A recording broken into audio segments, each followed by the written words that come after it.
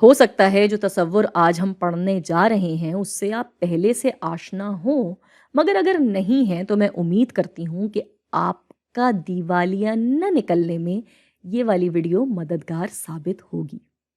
آج ہم بات کریں گے انٹرسٹ یعنی سود کی، اور پھر تھوڑی سی گفتگو اس کی اقسام کے حوالے سے۔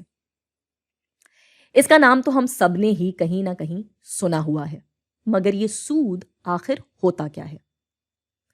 اس کے بارے میں کافی ساری چیزیں کہی جاتی ہیں اور مانی جاتی ہیں، مگر اگر ہم اس کو آسان ترین لفظوں میں سمجھنے کی کوشش کریں تو سود پیسے پہ لگنے والے کرائے کو کہتے ہیں، یعنی وہ کرایہ جو ہم کسی خاص رقم کو کسی خاص وقت تک اپنے پاس رکھنے کے لیے ادا کرتے ہیں۔ مثال لیتے ہیں کہ میں آپ سے 100 روپے ادھار لیتی ہوں 1 سال کے لیے۔ اب اگر اس سال کے آخر میں آپ کو وہی 100 روپے واپس کر دیتی ہوں تو آپ نے مجھ سے کوئی کرایہ نہیں لیا۔ لیکن اگر آپ پیسے دیتے ہوئے کہیں کہ سال کے آخر میں آپ کو 100 نہیں 110 روپے واپس کروں گی، تو یہ والے 100 تو مجھے آپ کو واپس کرنے ہی ہیں، ساتھ ساتھ میں نے آپ کو دیے 10 روپے۔ تو یہ جو 10 روپے ہیں اضافی، یہ ہوا سود۔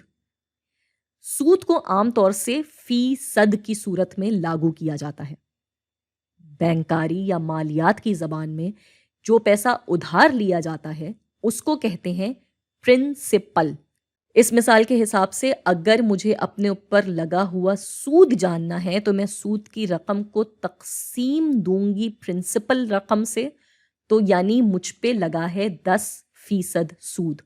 یعنی آپ نے مجھ سے کہا ہوگا کہ ہاں 100 روپے لے لیجئے مگر 10% سود کے ساتھ واپس کیجیے گا، جس کا مطلب ہوا کہ اگر میں آپ سے 1000 روپے ادھار لیتی تو پھر میں 1100 روپے واپس کرتی۔ 1000 روپے آپ کے اور 100 روپے اس کا کرایہ یعنی سود۔ اب بات کرتے ہیں سود کی اقسام کی، جو کہ ہیں سمپل یعنی سادہ اور کمپاؤنڈ یعنی مرکب یا ایک سے زائد چیزوں سے بنا ہوا۔ پہلے بات کرتے ہیں سادہ یا سمپل سود کی، سمپل انٹرسٹ۔ مثال لیتے ہیں کہ میں نے آپ سے 100 روپے ادھار لیے جس پہ سود تھا 10% فی سال۔ اس حساب سے جس سال ادھار لیا اس سال تو صرف 100 روپے کا ہی ادھار تھا، مگر 10% کے حساب سے اگلے سال مجھ پہ آپ کا 110 روپے کا ادھار ہے۔ اس کے اگلے سال پھر اس ہی پرنسپل والے 100 روپے پہ لگا 10%، تو اس کے اگلے سال 120 روپے۔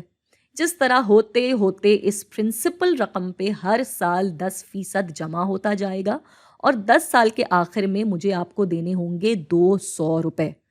100 روپے وہ جو میں نے آپ سے ادھار لیے اور 100 روپے اس کا کرایہ۔ یہ ہوتا ہے سمپل انٹرسٹ یا سود کا سادہ طریقہ، جب پرنسپل رقم پہ ہی ہر سال سود لگے۔ کمپاؤنڈ انٹرسٹ اس سے تھوڑا مختلف ہوتا ہے۔ اس مثال کے حساب سے جس سال پیسے لیے تب تو ادھار رہا وہی 100 روپیہ، مگر اگلے سال 10% سود لگا تو یہ ہوگا 110 روپے۔ اب دوسرے سال میں جو سود لگے گا وہ پہلے والے 100 روپے کے بجائے اس والے 110 روپے پہ لگے گا۔ آسان لفظوں میں کمپاؤنڈ انٹرسٹ میں پرنسپل رقم ہر سال بدل جاتی ہے، جس کی وجہ سے اس کے اگلے سال میں پرنسپل رقم بن جائے گی یہ والے 121 روپے، اور اب اسی طرح سے ہر سال یہی ہوگا۔ میں آپ سے گزارش کروں گی کہ باقی سالوں کے سود کا حساب آپ خود لگائیں۔ 10ویں سال میں ہمارا سود ہو جائے گا 100 کو ضرب دیا 1.1 سے پاور 10، تو جواب آیا 259 روپے اشاریہ کچھ اور، مگر پیسے بن گئے 260 کے قریب۔ تو یہ دیکھنے میں تو بہت چھوٹا سا فرق ہے، مگر اگر ہم غور کریں تو سمپل انٹرسٹ میں 10 سال کے آخر میں ہمیں 100 روپے پہ 200 روپے واپس کرنے ہیں، اور کمپاؤنڈ انٹرسٹ میں 100 روپے پہ 259، جو کہ شاید اگر اس رقم پہ بڑی نہ بھی لگے، لیکن اگر ادھار زیادہ ہو یا زیادہ رقم کے لیے ہو تو یہ فرق ایک بہت بڑا فرق بن جاتا ہے۔